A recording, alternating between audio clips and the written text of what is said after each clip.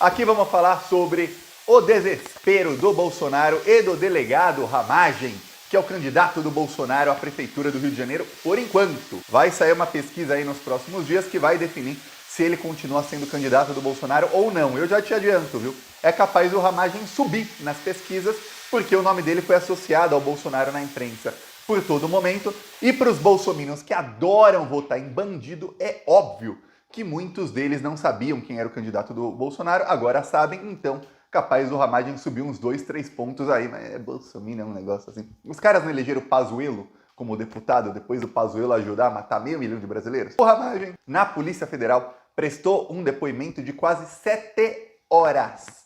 Ramagem respondeu a 132 perguntas na Polícia Federal, ele respondeu a tudo. Dizem aí, segundo diz a imprensa, né? Os presentes dizem que ele estava bem nervoso. O Ramagem, ele é delegado da Polícia Federal, foi cotado para ser ministro da Justiça do Bolsonaro, ele depois foi chefe da ABIN, então ele já deve ter colhido o depoimento de muita gente. Mas ele prestar depoimento na condição de investigado, pior, numa investigação aí, em que já surgiram inúmeras provas contra ele, e que surgem provas aí de que ele traiu o maior padrinho político dele, que é o Bolsonaro, é a primeira vez na vida dele. O Ramagem foi perguntado sobre o caso da ABIN Paralela, ele foi perguntado sobre o áudio que ele gravou, não vazou ainda para a imprensa a versão que ele deu sobre o áudio, porém, ele já deu 3 versões diferentes. Logo que o áudio veio à tona, o fato de que tinha um áudio, ainda não sabíamos o que tinha naquele áudio de 1 hora, o Ramagem falou que não se lembrava de ter gravado nada.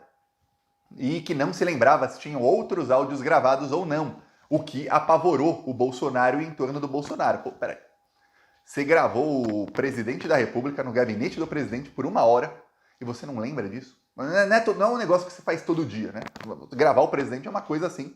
Ou você faz todo dia e não lembra. Aí é ruim. Não tem outros áudios? Ah, não lembro. Então, ruim. Depois, quando o áudio veio à tona, o Ramagem falou que o Bolsonaro sabia sim da gravação e agora ele disse que lembrava. E que esse áudio era para pegar o Wilson Witzel, então governador do Rio de Janeiro, que não estava na reunião. Então não sei como vai pegar alguém que não estava na reunião.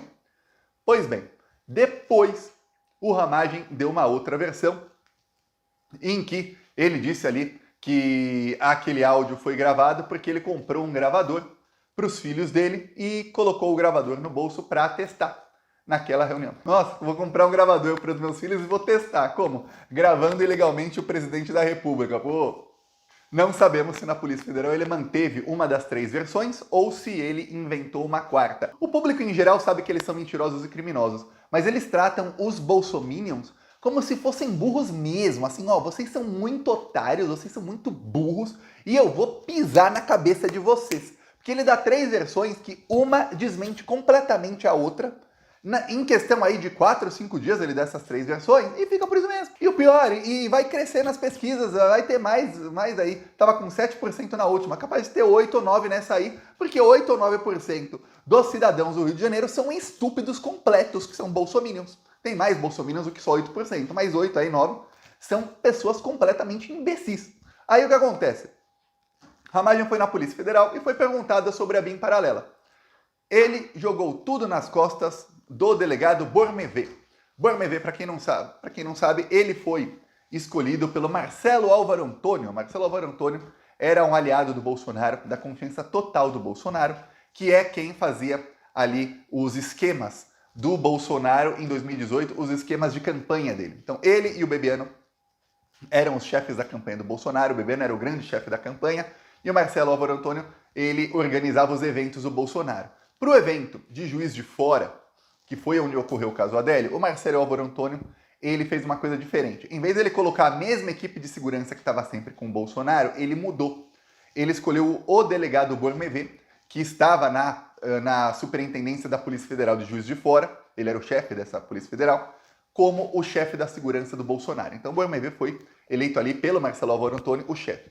Segundo quem ajudou a organizar o evento, que é a Associação Comercial de Juiz de Fora, ou seja, empresários ali de Juiz de Fora, foi muito estranho o que fez o Bormevé, porque ele começou a fazer exigências que não são normais para eventos de políticos. Uma das exigências era que tinha que ter um drone filmando absolutamente tudo a todo momento. e as imagens do drone tinham que estar em tempo real com ele. Estranho, né? Por que ele queria um drone para ver tudo em tempo real lá de cima?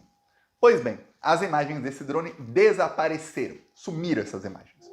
Ok, esse drone foi levado pelo Carlos Bolsonaro. Por conta desse drone ter viajado com o Carlos Bolsonaro, aí não sou eu que digo, aí é o Bebiano que disse, 2 semanas antes de ter um infarto fulminante e morrer, disse que o chefe da segurança do Bolsonaro ali, o policial federal que faria a segurança e o guarda-costas do Bolsonaro, não pôde ir naquele dia, porque no carro, no banco de trás, tinham 3 lugares, e um dos lugares e ficou com o drone. Então ficou o Carlos Bolsonaro, o drone e o Jair Bolsonaro. Você fala, pô, estranho, né?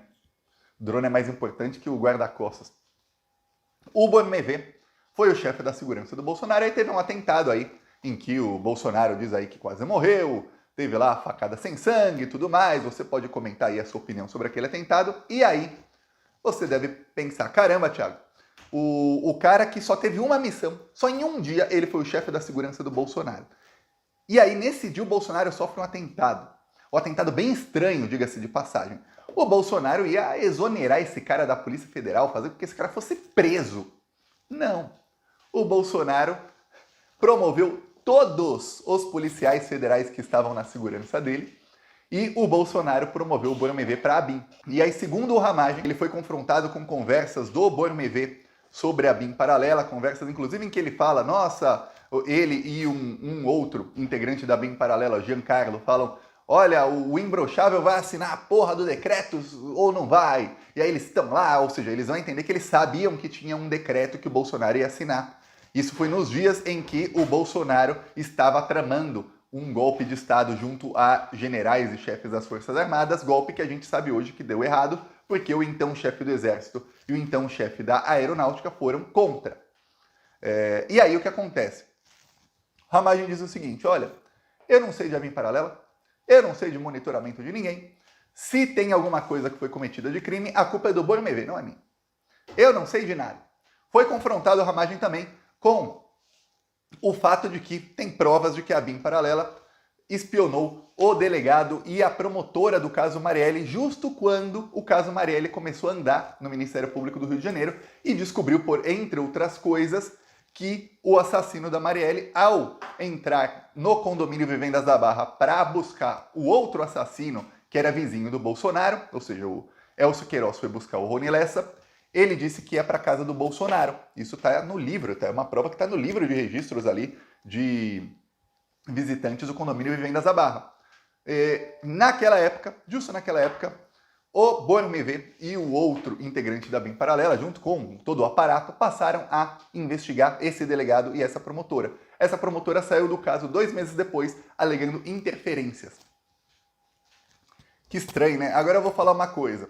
Muita gente acha que, como mudou o governo, a Polícia Federal faz um trabalho 100% correto em 100% das vezes. A investigação do caso Marielle na Polícia Federal tem muita lacuna, tá? Muita lacuna. Até agora não explicaram o tal do terceiro integrante no carro, não explicaram se tinha ou não. Até agora não explicaram o fato do assassino ter dito que ia para casa do Bolsonaro. Não explicaram nada disso, tá? Isso nunca foi explicado.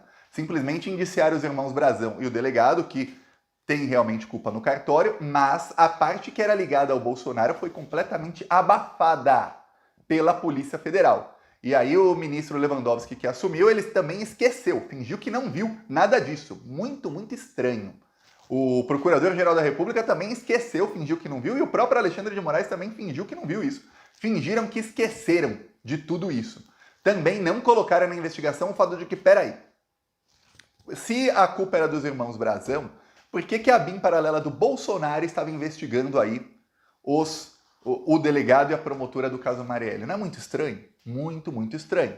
Pois bem, segundo o Ramagem, tem que perguntar aí para o Bormevê, que era o chefe aí da segurança no caso Adélio, porque é ele quem sabe, e ele tinha aí, segundo você vê aí, o chefe da ABIN não tinha conhecimento de nada do que faziam os seus funcionários. O problema do Ramagem é o seguinte, algumas pessoas vão falar, Thiago, mas a maioria das mensagens que vazaram, ou quase todas elas, são realmente de outros membros da ABIN, não são diretamente do Ramagem. Então, Para você falar que é o Ramagem, você tinha que usar lá a teoria do domínio de fato, aquela que usaram para condenar o Zé Dirceu no Mensalão e que o Sérgio Moro usou para prender um monte de petista na Lava Jato, que é, pô, se os seus funcionários fizeram algo, é óbvio que você sabia. Não interessa se tem provas que você sabia ou não. Alguns podem até falar isso. Eu cheguei até a ver matérias aí na imprensa falando que a Polícia Federal talvez use essa teoria aí. Essa teoria, ela é amplamente rejeitada em todo mundo. Só que isso não é verdade. Por quê? Porque tem mensagens de uma assessora do Carlos Bolsonaro pedindo para o Ramagem dados. Isso já o Ramagem não estava mais na ABIN, pedindo dados de uma pessoa. E o Ramagem envia os dados. O Ramagem também tinha um computador da ABIN. Então você fala, difícil que o Ramagem não sabia, sendo que ele mesmo fornecia os dados. Pô, nossa, tá todo mundo cometendo crime aqui, pode não ter ali a mensagem direta com o Ramagem nesses crimes aqui. Só que ele tá cometendo o mesmo crime aqui, o mesmíssimo crime. E as pessoas que ele colocou estão cometendo crime aqui. Então, pô, é muito difícil você falar que, olha, sem que houvesse o conhecimento do Ramagem, os funcionários do Ramagem tiveram a ideia de cometer o mesmíssimo crime que ele estava cometendo ao lado do Carlos Bolsonaro. Mas é muito, muito, muito difícil.